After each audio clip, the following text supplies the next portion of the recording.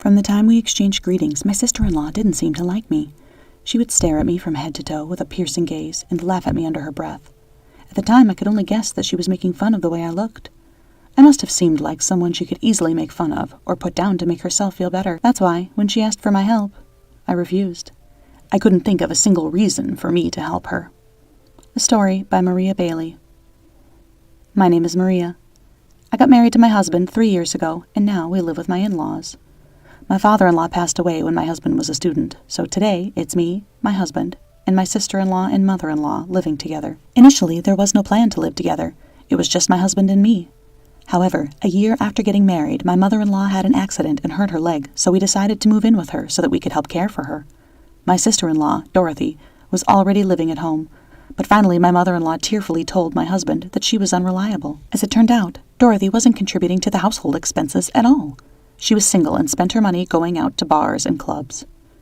It would be nice if she could have at least supported her mother, but instead she caused trouble by maxing out credit cards, asking her mom for money, or leaving her to do all the housework, even though she had a bad leg from her accident. Honestly, I think my mother-in-law is far too lenient on her daughter. Dorothy is in her late 20s, but I guess parents always feel compelled to take care of their children, no matter how old they are. That's why, even though my mother-in-law admits her daughter is unreliable, she feels she can't kick her out and lets her stay at home. Of course, I didn't want to live with them. My mother-in-law is a kind and gentle person, but that's a separate issue, and it takes some resolve to suddenly learn how to live together, no matter how nice the person is. And above all, I hated the idea of living with my sister-in-law. I wouldn't have lived with Dorothy, even if I were paid to. I felt she looked down on me since the beginning of our marriage. To put it simply, Dorothy is like the controlling leader who would rotate out one friend at a time from the group during school days. I might sound childish for saying this, but I've always thought she was a malicious person who never grew out of that habit of using people for her own advantage. I felt that she didn't like me from the moment my husband introduced me to her. She asked my name, and when I answered, she stifled a laugh. I'm 32 years old. Turns out that laugh was because I was younger than she had thought. I'm sorry, I thought you were about 40. You look so mature. To put it bluntly, she probably wanted to say that I looked older. Since then, every time she saw me, she would ask about the brands of my clothes, comment on my appearance, and look down on me with a mocking laugh. A grown-up over 30 wearing fast fashion. Oh my, but Maria seems out of touch, doesn't she? Were you homeschooled or something? You don't seem like you'd get along with the fashionistas like my friends are. Of course, I'm not the type to stand out, and I'm not particularly interested in fashion. Dorothy may be able to believe that I don't dress well, but that doesn't mean she has any right to ridicule me. Moreover, I do have friends. Not many, but they're there. I feel sorry for the people who say they like me when I'm being ridiculed so much. I knew we didn't get along immediately, but it has only seemed to get worse. If she's going to have this attitude, I decided that I just need to avoid her as much as possible. With that in mind, I decided to ignore her without arguing or pointing out her faults in return. All of a sudden, my mother-in-law needed help, and the discussion of living together came up. I told my husband that I absolutely didn't want to live with Dorothy, but then my mother-in-law called and asked if I would reconsider. My mother-in-law was 62 at the time, and apparently had plans to move into a senior living facility with support services when she turned 65 in 3 more years.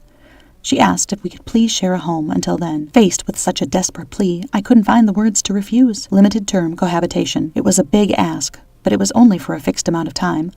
That was my motivation for deciding to live together. So that's the backstory, and now my husband and I are living with his mother and sister. It's already been 2 years, so there's only about 1 year left. My mother-in-law is keeping her promise and is actively looking for supportive housing facilities so the cohabitation won't drag on indefinitely. I feel a little guilty, as if I'm driving her out, but my mother-in-law, sensing my feelings, reassures me that this was her intention from the beginning. She probably wanted to take her time sorting out the house during these 3 years. In retrospect, I feel a little guilty for not agreeing to live together from the start. Of course, the idea of living with my sister-in-law was truly unpleasant, so I needed time to brace myself, and living with her has been difficult. Even now, I struggle with the day-to-day interactions of sharing a home with her. When we first started living together, she was particularly harsh on me, complaining about the food I cooked and constantly criticizing my cleaning. My mother-in-law and husband would scold her for complaining, but she seemed completely unfazed. It feels like she doesn't think of me as her brother's wife, but more like a slave or a maid. For about a week, I was blamed for the way I washed her clothes.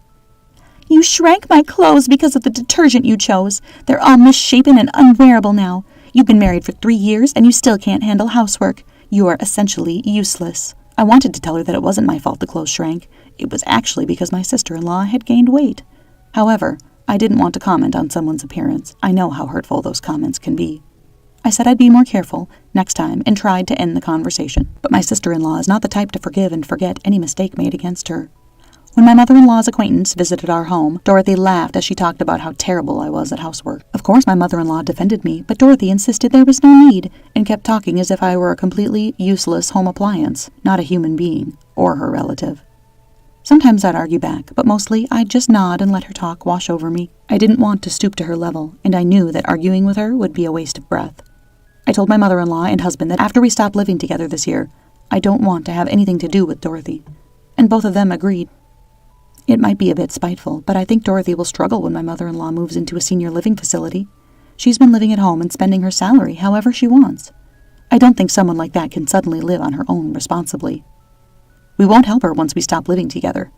That's my little revenge. But sometimes it seems like even God is on my sister-in-law's side. She told me that her boyfriend had proposed to her.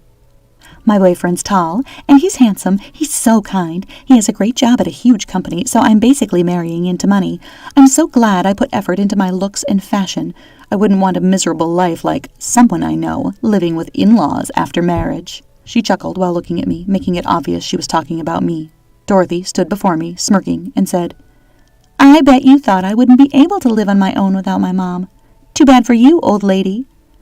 I couldn't help but blush a little because she hit the nail on the head with what I was thinking about her. At the same time, I felt a strong wave of frustration. Congratulations on your engagement. But married life is tough, you know. She might complain about me not being able to do housework, but the one who really can't do anything is Dorothy. It was the best comeback I could muster, but she just looked triumphant. Are you trying to act tough because I won't be around? My fiancé is rich and will hire a professional housekeeper, not someone useless like you. I was utterly defeated. I swore I would never see Dorothy again once we stopped living together. I swallowed my pride and decided to avoid her as much as possible at home for the remaining time we had as housemates. A month after Dorothy's announcement, her fiancé came to visit. I thought anyone who would choose her must not be a good person. I even had such a terrible thought. I had been warned by Dorothy not to introduce myself to her fiancé. I don't consider you family. Once you've served tea, just go away. I'm not inviting you to the wedding anyway. I felt relieved when I heard those words. I just wanted to cut ties with her as soon as possible. When her fiancé arrived, I reluctantly served tea as instructed. Knowing this might be the first and last time we'd meet, I stole a quick glance at Dorothy's fiancé's face. As I did so, our eyes met. And it was inevitable. You are... As her fiancé began to speak, Dorothy interrupted, saying it wasn't a big deal. She's our housekeeper, so you don't have to worry, Steve. I told you before, right, that I have a useless sister-in-law who can't do anything. It's a loss just to get involved with her, so you can ignore her. Upon hearing those words, I bowed my head slightly to her fiancé and left the room, feeling embarrassed. Then, Dorothy's fiancé called me by my name. Maria, you were a senior consultant at the firm, right? I can't believe you're married to Dorothy's brother. Steve stared at me in disbelief. In fact, he was familiar to me. He was my junior at work until I quit after getting married. I had heard that he changed jobs after that, but neither of us had ever imagined we would meet again like this. Dorothy, I've heard a lot about your sister-in-law before, but I never knew it was Maria. I thought she must be a terrible person because you've only said bad things about her. But we used to work together. I know who she is. Dorothy didn't seem to understand why Steve was angry. I wondered just how badly my character had been misrepresented, and I felt a little anxious. You two knew each other? At Dorothy's bitter smile and question, Steve desperately explained how we had worked closely together. I had helped him at work before and even lent him money when his mother was sick and needed money for surgery. It felt only natural for me to help him as his senior at work, and I had lent him money because he was in real trouble. At that time, my grandfather had just passed away and left me some inheritance, so I was easily in a position to be able to help him.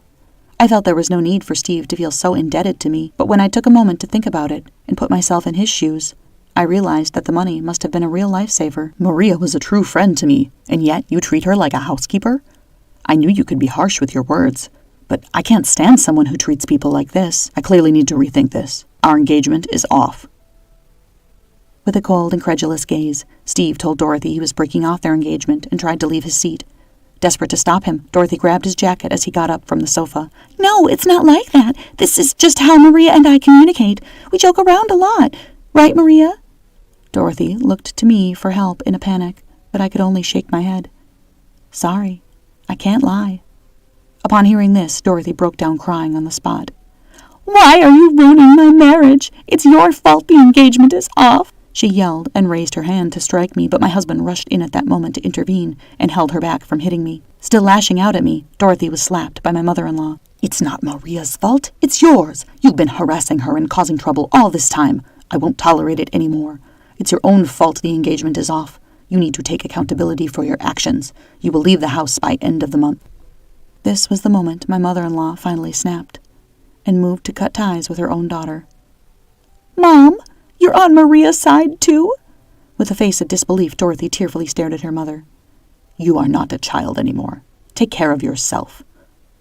Mother-in-law said this, bowed her head to Steve, and returned to her bedroom. From the other room, only Dorothy's sobbing could be heard. Steve told me he would be in touch soon, and then left our house. My husband and I exchanged glances and sighed together. Maybe it's time for us to start looking for a new home. My husband nodded at my words, and from then on we decided to move on with our lives as if Dorothy didn't exist. 3 months have passed since then, and my mother-in-law has moved to a senior housing facility. We also moved to a place as close as possible to my mother-in-law, and we are in the process of selling the family home. Dorothy stayed locked up in her room until the day we moved, but of course we couldn't just leave her behind, so we forcibly packed her belongings into boxes and sent them to a storage unit. On the day of the move, we gave my sister-in-law the bare essentials, the key to the storage unit, and the $3,000 severance payment we had received from my mother-in-law. Dorothy seemed to have lost all motivation due to her broken engagement, and quit her job. I don't know what happened to her after that, and it seems Steve isn't in contact with her anymore. Steve told me that he was saved, once again, thanks to me. If I had gone through with that marriage, I would have definitely regretted it. You've always been my lifesaver, really. I can't help but feel guilty, thinking that in a way, Steve is the one who's been my lifesaver. I also wished for my sister-in-law to struggle in the end. But maybe if you do good deeds, you'll be rewarded like this. At least, that's what I thought this time. My sister-in-law treated me like a slave and constantly harassed me, which is probably why it ended like this. I've never seen or felt God, but from now on, I want to live a life where I can hold my head up high.